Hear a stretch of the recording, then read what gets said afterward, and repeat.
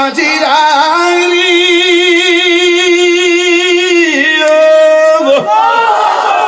ও বাবার পরের বাবা সাহাবীরা ডাক দিয়া কয় ও খালিদ ইবনে ওয়ালিদ শক্তি আর হেলমেটের ভিতরে সম্পর্ক কি? আমার হেলমেটটা বিছানা বাইর করে দাও। এবার সবাই মিলা দেখতেছে ধুলার ভিতরে হেলমেটটা মাটি হয়ে গেছে।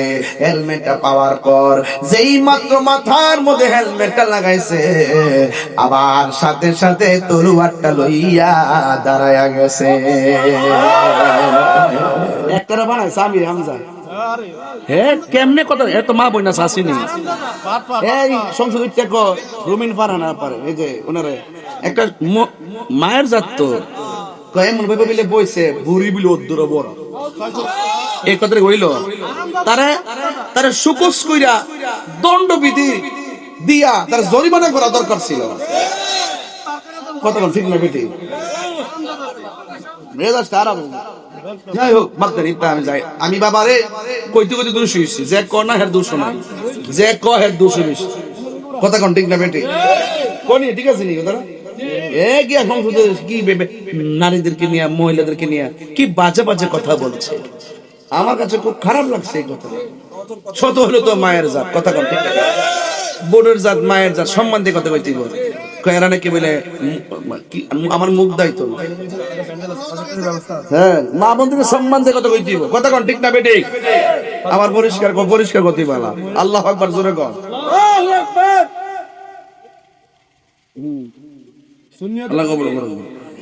কাঁচা কি দিছ আচ্ছা ঠিক আছে এরা কইছে আদি মনে আজান যা আমি সারা কাল লেগে গেছি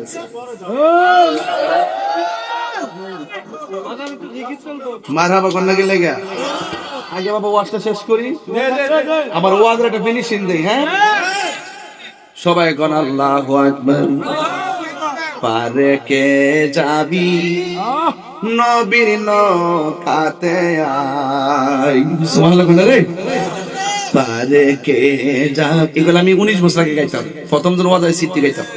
পারে কে যাবি নবীর নৌকাতে আই রূপ কাষ্টেরি নৌকা খানি রূপ কাষ্টেরি নৌকা খানি নাই ডুবার ভয় পারে কে যাবি নবীর নৌকাতে আই পারে কে যাবি নবীর নৌকাতে আই নবী না মানে যারা 100% ডাব্লিউ তারা হাত দিলে বল ঠিক আমরা নবীর পক্ষে আসি না ভাই। নবীর জন্য সাহাবায়ে কেরাম যেভাবে জীবন দিয়েছেন এইভাবে আমরা জীবন দিতে চাই কি চাই না? দেশের বিরুদ্ধে ধর্মের বিরুদ্ধে সাহাবায়ে কেরামের বিরুদ্ধে হক এবং জাতের বিরুদ্ধে নবী পাকের বিরুদ্ধে কুরআনের বিরুদ্ধে ইসলামের বিরুদ্ধে দেশের সার্বভৌমত্বের বিরুদ্ধে সুযন্ত্র করবে তার দায়িত্বপূর্ণ জবাব দেওয়ার জন্য এই সুন্নাত ওয়াল জামাত সবসময় প্রস্তুত।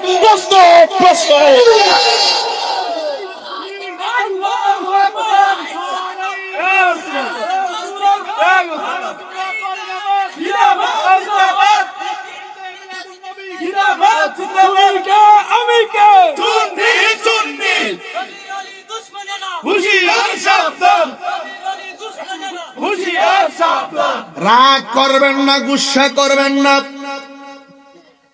আমি বলেছি খালিদ ইবনে ওয়ালিদ মাথার মধ্যে যখন হেলমেটটা লাগাইলো শক্তি কি বাড়ছে না কমছে? শক্তি কি বাড়ছে না কমছে?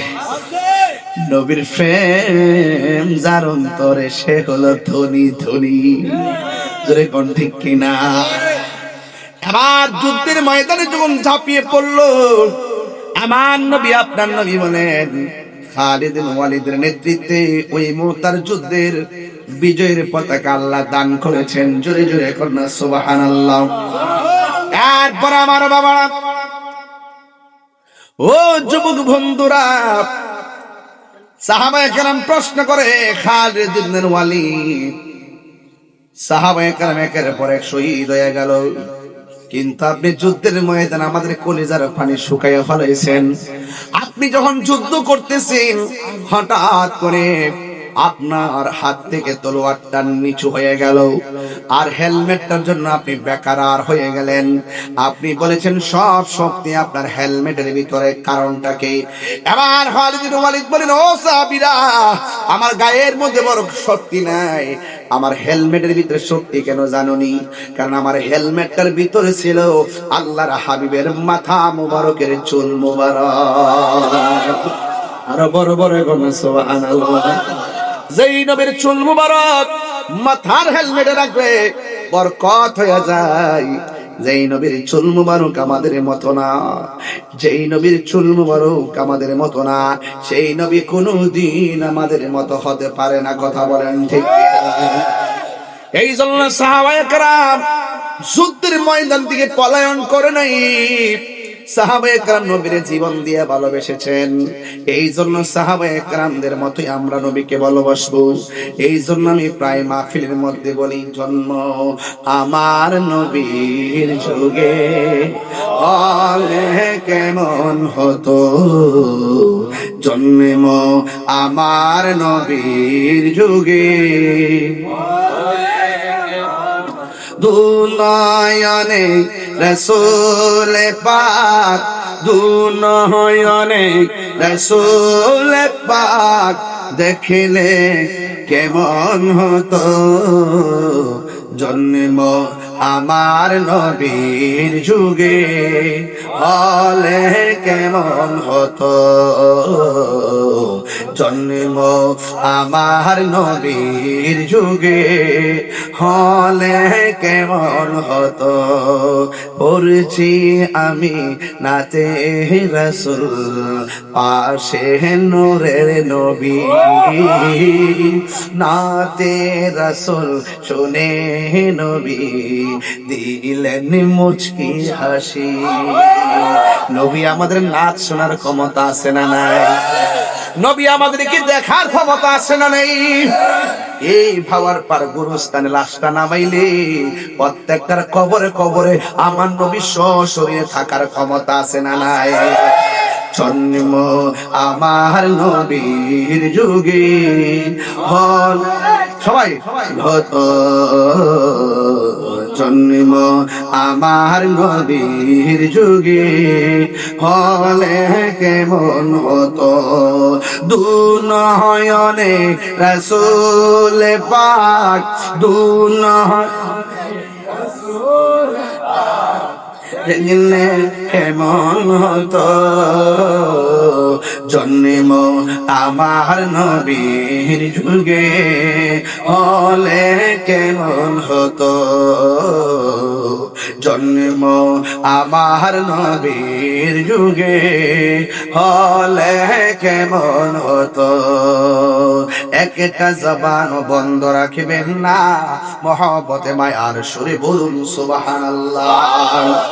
এই জন্য আমার যুবক ভাইরা, সাহাবায়ে কেরাম তো এখন নাই, তাবিঈন নাই, তবে তাবিঈন নাই, আইম্মে মুতাকাদ্দিমিন মুতাআখিরিন সলফে সালিহিন কুতুব আব্দুল গাউস ওলি আল্লাহ, একের পর এক ধারাবাহিক ভাবে যে স্টেপটা এখন এসেছে, এটা হলো বেলায়েতের যুগ। আপনি যদি নবী চিনতে চান, কামেল পীরের মুর্শিদে যাওয়ার, মসজিদে দরবারে যাওয়া লাগবে। কথা বলেন ঠিক কিনা?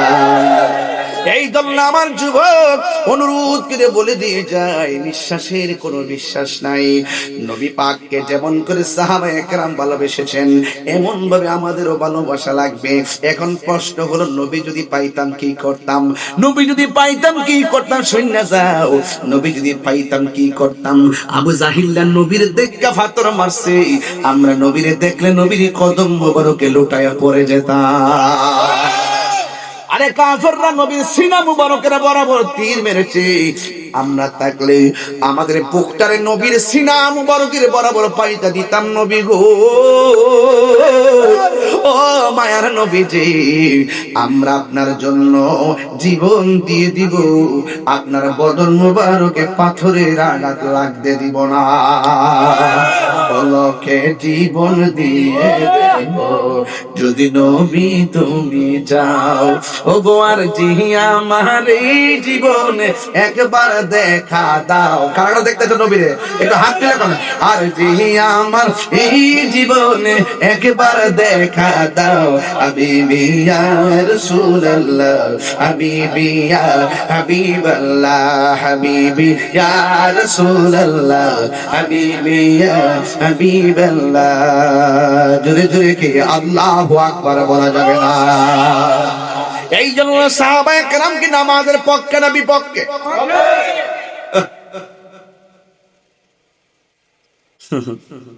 আঙ্গুদের সে নামাজ পড়লে মশা যদি কামড় মারে, কমা গোমা মশা কামড় মারছে রে। আমার কিছু কিছু লোক আছে নামাজ হারে কয়েলটা লাগা রে, নামাজ থাক কি ক আর বারবার গড়ি ফেলছে 5 মিনিট ফারেছি নি, মাঝে মাঝে মোবাইলও টিপে ইতান্নার নামাজ। হযরত হযরত মৌলা আলী রাদিয়াল্লাহু তাআলা পায়ের মধ্যে তীর লাগছে, নামাজের আগে তীর কেউ খুলতে পারে না, নামাজের ভিতরে টাইম না খুলছে, গোশতের টুকরা খুলে গেছে, এরপরে জাররা পরিমাণ টের পাই না। কি নামাজ পড়ছে? এই নামাজ আমরা চাই কি চাই না? আমরা যুবকরা তো শুধু জুম্মার নামাজে যায়, ওয়াক্তের নামাজে যায় না। আবার কিছু কিছু পোলাপান আছে নিজের বাপরে বাপ ডাকতে মজা লাগে না, বাপ ডাকে বাবা ট্যাবলেট রে, বাবা ট্যাবলেট আসেনি, ট্যাবলেট রে বাবা ডাকে, বাবা বাবা আব্বা ডাকে। কি অবস্থা, চাপা চাপা ভাঙ্গা, কি অবস্থা। হ্যাঁ শুনেন, সাহাবায়ে কেরামের জীবনে কি কোনো মাদক আছে? ঘুষ আছে? সুদ আছে? তাহলে আমরা খাবো কেন? যুবক ছেলেরা, আমি তো মনে করি এই যুবক যদি এক হয়, 24 ঘন্টার ভিতরে ভাবার পর থেকে মাদক 24 কিলোমিটার মাটির নিচে ঢুকাই দেওয়া সম্ভব। এখন বলুন, আমরা কি মাদকের পক্ষে না বিপক্ষে? বাবা কি চলবে না বন্ধ হবে? সবাই বলতে হবে বন্ধ। বাবা, ইয়াবা, ফেন্সি, গাঞ্জা, সুদ। সুদের ওয়াজ তখন কেউ করুই না, ডরা ডরা। মহাজন যে কাম কইরা গেছে, অন ইন্ডিয়ার আব্বাটা কে তেলান দিব, আরে আমেরিকার আব্বাটা কে তেলান দিব, রাশিয়াতে তেলান বা আমেরিকার সিগনেচার লাগবো। বুঝালো আমেরিকা যারা বন্ধু হয় তার শত্রু লাগে না, বাপ বেয়া ছেড়ে দিব। স্লোগান যেটা দিল্লি না ঢাকা, ঢাকাতে গত 3 দিন আগে 700 টন ডিজেল আনছে ইন্ডিয়ার থেকে। অনানো কিনলে গিয়া 5 দিয়া। এটা বাদ দাও, রাজনীতি করো, কূটনৈতিক একটা শব্দ আছে, এটা ভালো করে শিখো। পার্শ্ববর্তী দেশের লোকে যুদ্ধ থাকলে আর শত্রু মনে করলে দেশ শান্তি হবে না। পার্শ্ববর্তী দেশের সাথে মিল্লা থাকতে হইব। আপনার দরকার বন বেড়ে বেড়ার লোক, আপনার সম্পর্ক ভালো দরকার নাই। বাবার পাড়ের মানুষের দরকার হলে ঘরের সাথে ঘরে মিল্লা থাকতো। আপনার পার্শ্ববর্তী লোকের সাথে মিল্লা থাকবেন, তাইলে আপনার সম্মান বাড়বো, বাড়িটা নিরাপদ থাকবো। ঠিক না ঠিক?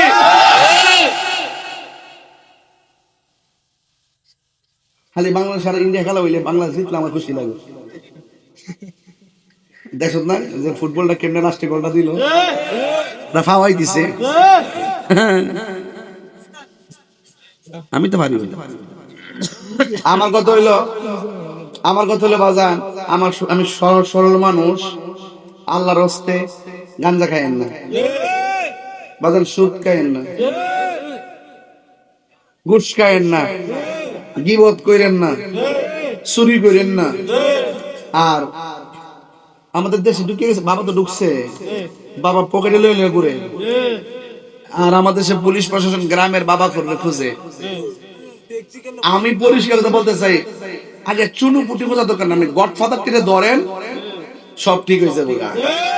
কোন রাস্তা দিয়ে আয়ে কেডা ফাড়া, এই নেতাগুলা কিন্তু আমরা জানা শোনা আছে কি না? কোন সমাজের কোন বড় ভাইরা বাবার সেল দে। প্রত্যেকটা সমাজে এমন বড় ভাই আছে যারা ব্যাপার ব্যবসা করে। আপনার নিরীহ লোকদেরকে ব্যবহার কইরা ইদানিং দেখতেছি মেয়েদেরকে ব্যবহার করে, মহিলাদেরকে ব্যবহার করে। ওর বডির মধ্যে বাবা এমএলএ করে গোল করে লাগে, এমনি একটা বইরা লাগে। উমা দরার পরে চাইতে ফের এখান থেকে ঠেললা বতলা বাড়ি করতেছে। এবার বুঝেন, মহিলারা যদি বাবা সেল দে, ইয়াবা সেল দে, তাইলে বুঝেন সমাজটা কত বড় অধপতনে চলে গেছে। এরপর এটা না তো, আগে তো বেড়াইতে সুদ খাইতো, অন বিড়ে তো আরো সুদ খায়। খাইনি আমি যারা খাই তারা বলেছি। আবার আমরা বাবার পরে মা বোনরা রাগ করে না, আমরা সারা জীবন যেভাবে দেখি নাই এগুলো এখন দেখতেছি। দেশটা কিন্তু ভালো নাই, কেউ কাউরে মানে না বাবা। যারা সবাই শুধু ক্ষমতা চায়, চেয়ার চায়, দেশকে ভালোবাসা কেউ আন্দোলন করে না, সব নিজের স্বার্থে আর লাভে আন্দোলন করে। এটা আমরা বুঝতেছি। এখন কি করণ যাইব, এমন ত্যাগ করছি, মাথা ফাগরি বল্লবী মানুষ, না পারি কইতে না পারি সইতে। সর্দারি করি না কিন্তু সর্দারি বুঝি। কি বুঝিনি কিছু? সর্দারি বুঝি। এই জন্য আজকে থেকে ওয়াদা করেন যে নবীর সাহাবায়ে কেরামকে যদি ভালোবাসেন, নবীর সাহাবায়ে কেরামকে যদি মহব্বত করেন, আজকে ওয়াদা করেন আমরা কোনোদিন ইয়াবা, বাবা, ফেন্সি, গাঞ্জা খাইতাম না। দন্তনকে মুদ্দনকে না, দন্তনকে না, এটা কিন্তু না, হিডো কিন্তু না। এই না যাতে দন্তনকে না হয়, কথা কোন ঠিক না বেটি? আর তাহিরের ওয়াজ যদি 5 মিনিটের লেগে ভালো লেগে থাকে, আজকে একটা কথা কয়া যায়, আপনারা মা বাপরে কোনোদিন কষ্ট দিয়েন না। সাহাবায়ে কেরামরে মহব্বত করেন, মা বাপরে কষ্ট দেওয়া যাবে না, ইয়াবা খাওয়া যাবে না, প্রতিবেশীর সঙ্গে খারাপ ব্যবহার করা যাবে না। আল্লাহ যেন বোঝার তৌফিক দান করে। মসজিদের হুজুরে দিছে 10,000 টাকা। আচ্ছা, মসজিদে খুদ যদি 10,000 টাকা দেয় অনেক ভালো। ও আমার যুবক ভাইয়েরা, 10টা বেজে গেছি, বিষয়টা বড় দিয়েছেন মজার বিষয়। নবীর ভালোবাসা যদি বুঝতে চান, আমার নবীর সাহাবায়ে কেরামের ভালোবাসার মাপকাঠি হাতে নিতে হবে। সাহাবা কাকে বলে জানেননি? সাহাবা মানে হলো সাথী, সাহাবা মানে হলো আপনজন, সাহাবা মানে হলো সঙ্গী। শরীয়তের পরিভাষায় সাহাবী তাকে বলা হয় যারা আল্লাহর হাবিব সাল্লাল্লাহু আলাইহি সাল্লামকে দেখেছেন ঈমানের সাথে, মনে প্রাণে দিলে ভালোবেসেছেন, আবার ঈমানের সাথে ইন্তেকাল করেছেন, এদেরকে সাহাবী বলা হয়। তাইলে ওই যুগটা ছিল সোনালী যুগ, কথা কোন ঠিক কিনা? আমার নবী সাহাবায়ে কেরাম সম্পর্কে বলেছেন, আসহাবী কান নুজুম, আমার সাহাবীরা হলো আকাশের নক্ষত্র তুল্য। নবীর একজন সাহাবী যার নাম হলো হযরতে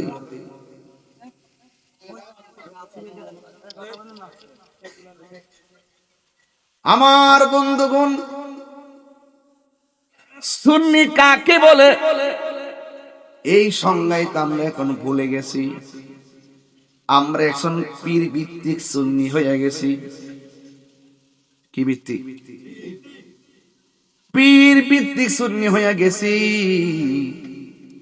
নবীকে গালি দেয়, টাউন হলে প্রতিবাদের আয়োজন করলে আমার পীরে অনুমতি দেয় নাই।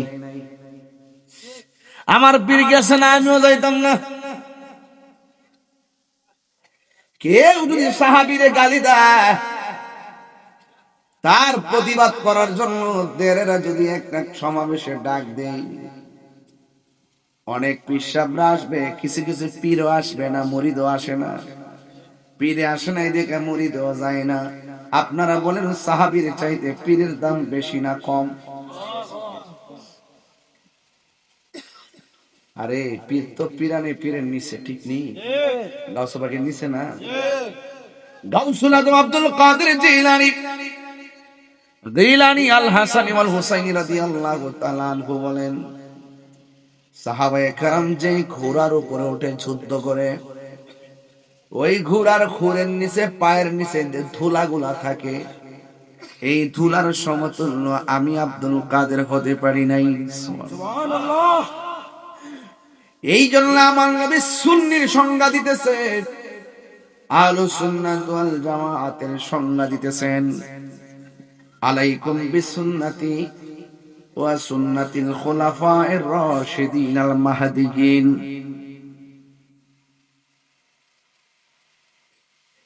যারা আমার সুন্নাহর উপর অটল থাকে আর খুলাফায়ে রাশিদিনের যে হেদায়েতের রাস্তা আছে, ওই রাস্তার মধ্যে যারা থাকে তাদের ব্যাপারে আমার নবী বলেন, মান আলাইহি ওয়া আসহাবি, যারা আমি নবীর পথ এবং সাহাবায়ে কেরামের পথ মত অনুসরণ করে রে, এরাই হলো সুন্নি।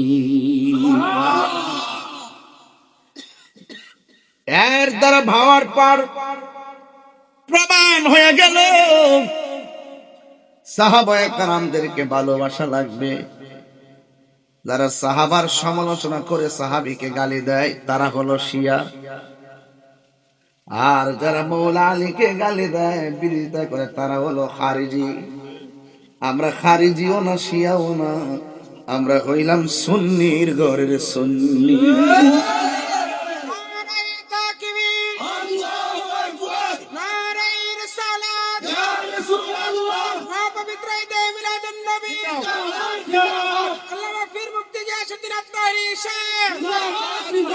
তুমি কে আমি কে, সুন্নি সুন্নি, আমি কে তুমি কে, সুন্নি সুন্নি। আমার যুবক ভাইয়েরা, সাহাবায়ে কেরামের কথা বলছিলাম। সাহাবী সাধারণ জিনিস না রে বাবা। সাহাবী কারে কই জানেননি? যারা আমার নবীর জন্য জীবন দেওয়ার জন্য রাজপথে ঝাঁপিয়ে পড়েছে। এই যে কোরআন শরীফ আমরা পড়ি, আমার নবী বলে, উসমান রে, খন্ড খন্ড চামড়ার মধ্যে, পাতার মধ্যে, গাছের চামড়ার মধ্যে কোরআন লেখা আছে, সবগুলো তুমি একত্র করো। একত্র করলেন, করার পরে খন্ড খন্ড যেই পাণ্ডুলিপি আছে সবগুলো আগুন দিয়ে জ্বালাইয়া দাও। হযরত উসমান যুন্নুরাইন রাদিয়াল্লাহু তাআলা আনহু কোরআন রে একত্র করেছিলেন। এই জন্য উসমান যুন্নুরাইনের একটা উপাধি হলো জামিউল কোরআন, কোরআন একত্রকারী। যিনি আল্লাহর হাবিবের দুইটা কন্যাকে বিয়ে করেছেন, একটা কন্যার নাম হলো কুলসুম আর একটা কন্যার নাম হলো রুকাইয়া। দুইটা কন্যা সন্তানকে বিয়ে করেছেন। আল্লাহর হাবিব ওই সাহাবীকে কেমন ভালোবাসতেন?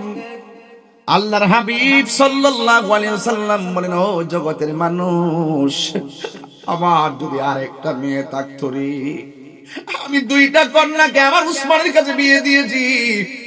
আমার যদি আরেকটা কন্যা থাকতো, ওই কন্যাটাকেও আমি উসমানের কাছে বিয়ে দিতাম। ওই শুধুমাত্র সাহাবারাই নবীকে ভালোবাসে নাই, সাহাবাদের তারিফ আমার নবী নিজে করেছেন। সুবহানাল্লাহ বলেন কেন? আয় হায় রে,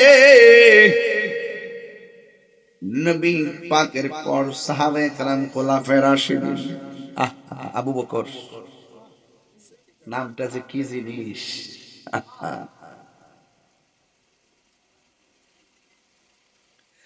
হযরত আম্মা জান আয়েশা সিদ্দিকা রাদিয়াল্লাহু তাআলা আনহা,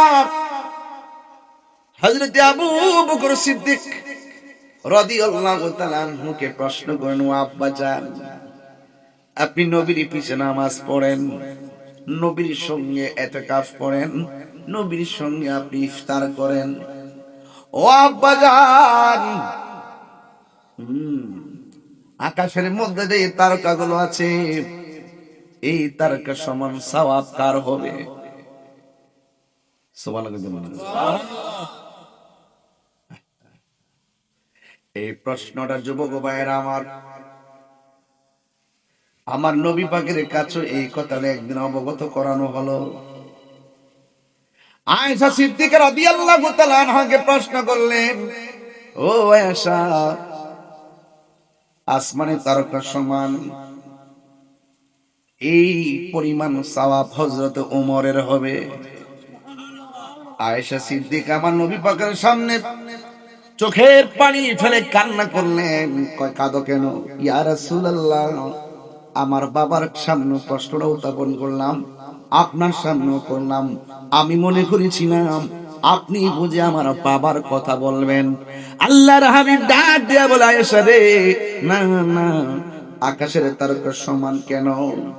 হে তোমার বাবার এক রাতের ইবাদত আকাশের তারকার চাইতে আরো বেশি হবে। আল্লাহু আকবার কর না কেন? ওই সাহাবাদেরকে মহব্বত করা লাগবে, অবশ্যই মহব্বত করা লাগবে। আমার নবী আপনার নবী বলেছেন, মান সাব্বা নাবিয়ান ফাকতুলুহু, যারা আমি নবীকে গালি দেয়, যে ব্যক্তি আমার নবীকে গালি দিবে তাকে হত্যা করা লাগবে। আর যারা সাহাবায়ে কেরামকে গালি দিবে তাকে ফাদরিবুহু, তাকে আঘাত করা লাগবে। ঠিক আছে নি বাজি? ঠিক আছে তো আমার হাদিস। হঠাৎ করে বেশি দিছেন না, আগে জানালে ফিরে অন যা, অন্ত হঠাৎ করে দিছি। ফাদরিবুহু একবার হাদিসের 12 ধরা ওয়া ধরিব প্রহার করা। হ্যাঁ, বেশি ফাদরি ফা আছে না, গালি দিব সাথে সাথে লাগাই দে, দেরি করিস না পাগলা। সাহাবা কেরাম গালি দিব, নবীর গালি দিব, সাথে সাথে বানাই দে। কথা কন না কেন? আমরা তো চিন্তা করে বেটা আমার সামনে গালি দিস, জুতা থাপ্পড় মারলাম। আজকে সারাদিন ছিলাম ঢাকা, রাত্রে মাহফিল করে দৌড়ায় গেছি, সারাদিন ঘুমাই নাই। সকাল 10টায় ঢুকছি, 4টার পরে মিটিংতে বেরিয়েছি।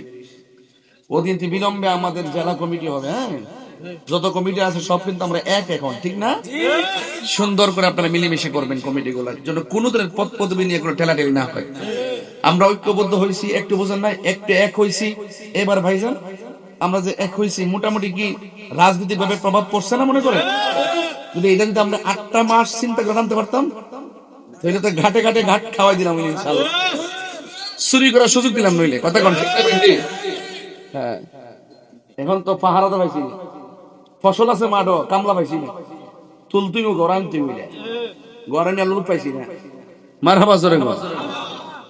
এই জন্য আমরা সুন্নি এই যুবকের দল, এখন সাহাবায়ে কেরামকে গালি দেওয়া যাবে না, ভালোবাসতে হবে। আমার নবীকে সাহাবায়ে কেরাম কেমন ভালোবাসছেন কথা বলতে বলেছেন। নবীর প্রতি সাহাবায়ে কেরামদের প্রেম কেমন?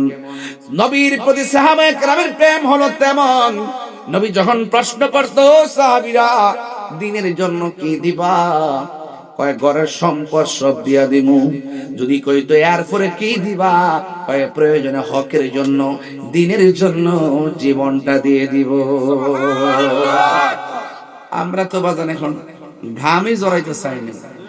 এই যে 2টা বছর গেল, ডরে কেউ কতই গো না, ডরায়, ভয় পায়।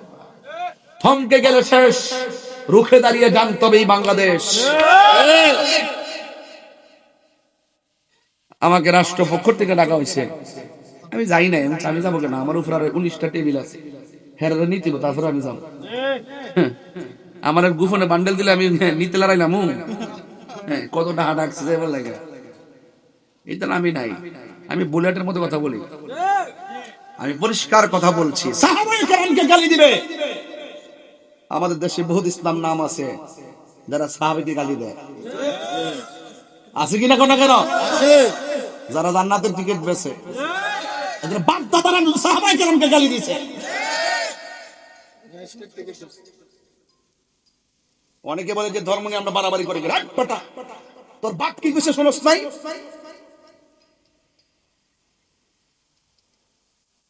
সন্তবীর ক্ষমতা আইলো সুন্নিদের সাথে লাগতে যাইতো না। আর অন্য কেউ জানে না জানে ধর্মীয় দল তারা জানে আমরা সুন্নিদের সংখ্যা লঘু না, আমরা তো সংখ্যা গরিষ্ঠ। রাজনীতির না জানো, কিন্তু ধর্মীয় দল বাংলাদেশে যারা আছে তারা ভালো করে জানে আমরা এই দেশে বেশি আশা প্রাণী না। কথা বলে আল্লাহু আকবার, ইয়া রাসূলুল্লাহ, জিন্দাবাদ জিন্দাবাদ, ফরিদ ভাই কথা কি ঠিক আছে কিনা কথা? এরা জানে বালা করে আমরা এই দেশে সংখ্যাগরিষ্ঠ, এই দেশে 65% মানুষ যে কোনো সেক্টরে যেমন লোক পাবেন সুন্নি, কিন্তু দেখা গেল আমরা রাজপথে গাড়ি ভাঙতে পারি না দেখা, আগুন লাগাইতে পারি না দেখা, হুঙ্কার দিতে পারি না দেখা, মানুষ মারতে পারি না দেখা, রাষ্ট্রের কাছে গুরুত্ব নাই। আজকে যারা মানুষ মারার মানুষ হত্যা করে, দেশকে অস্থির করে, তাদেরকে মূল্যায়ন দেয়। কথা ঠিক না?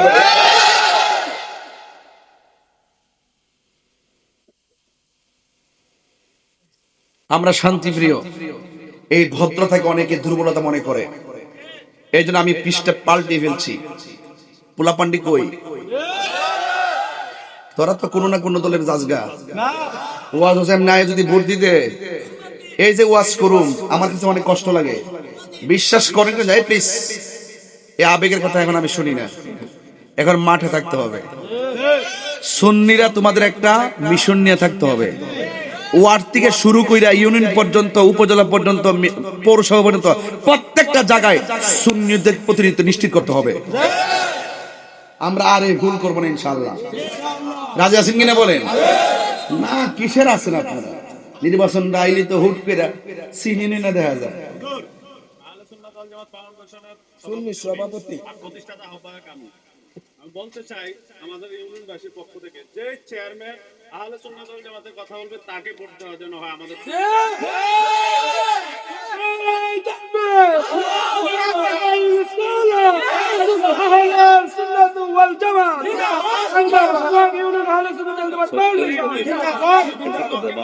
সেই মেম্বারকে ভোট দিবে, আর যে মুনাফিকি করবে তাকে যেন ভোট না দাও।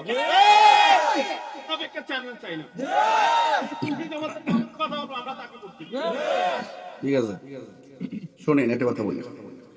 গত কয়েকদিন আগে এক মাহফিলে গেছি আমরা কিন্তু অনেকবার কিন্তু ওয়াজ মাহফিলে ধর্মের আলোচনা ফাঁকে রাজনীতি কথা কইতাম না, তখন আমরা আগে কইতো রাজনীতি কথা কইন না, সমস্যা আছে, কইতো নি। আমার ওই দিন ধরছে এইভাবে, ধরার পর আমি উত্তরটা কে দিচ্ছি জানেননি? যে আমার যারা দাওয়াত করছে হেরা 1 বছর আগে দাওয়াত করছে, বাড়ি বাড়ি গুইরা গুইরা, দোকানে দোকানে গুইরা গুইরা, দেশ বিদেশে গুইরা গুইরা টেহা কালেকশন করছে। এদের ফেভারিট টেহা দিয়ে প্যান্ডেল মেন্ডেল সাজায় আমার দাওয়াত করছে। এই মাঠ আমরার মাঠ, আমরা রাজনীতি কথা আমাদের রাজনীতি আমরা বলবো, আপনিও তো রাজনীতি করেন, আপনি মাঠ সাজা আপনি যাই করেন, আমরা আপনার সম্মান দিয়ে স্টেজ আনছি থেকে নাইছে না, আনলে কি অসুবিধা আছে? এরপরে বুঝছে দাঁড়াই যাবেন, কথা বলবেন, এখন না বললে মনে করেন আপনি বেকুবে বুকার স্বর্গে বাস করেন। আপনাকে কথা বলতে হবে। আমি দেখেন আরেকটু আমাকে সুযোগ দেন, আপনাদের জন্য অনেক ভালো সুখবর ইনশাআল্লাহ আমি নিয়ে আসবো। শুধু একটু সুযোগ দেন, আর কিছু লাগবে না। শুধু সিদ্ধান্তটা নেন যে আমরা সুন্নিরা এক থাকবো, যেদিকে যাবো একদিকে যাবো। আজকে দেখেন তো তারা কি বলে, নবীর আব্বা আম্মা জাহান্নামী।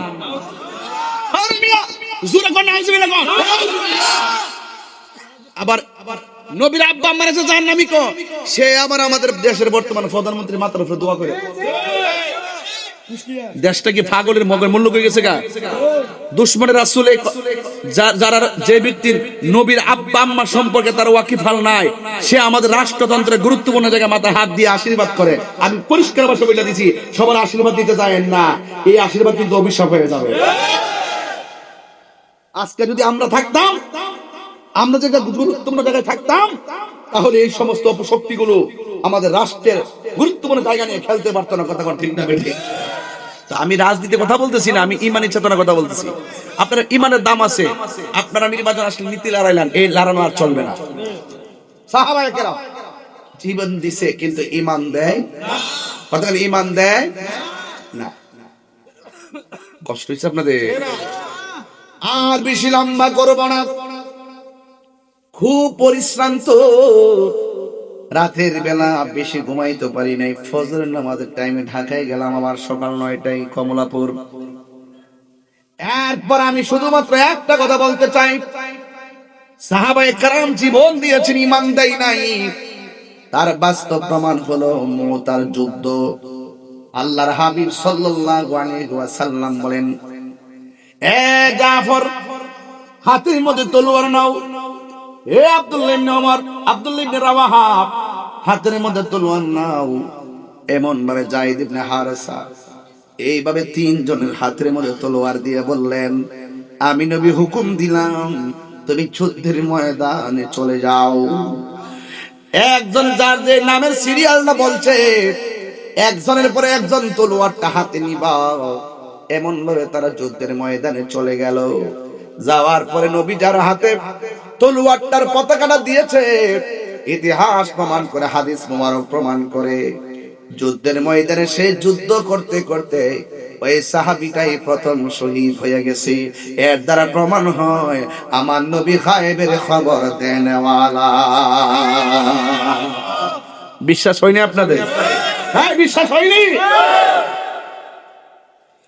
এরপরে আল্লাহর হাবিব সাল্লাল্লাহু তাআলা আলাইহি ওয়াসাল্লাম দ্বিতীয় নম্বর যাকে বলেছেন, প্রমাণ করে হাদিস মোবারক, তিনি শহীদ হয়ে গেছেন।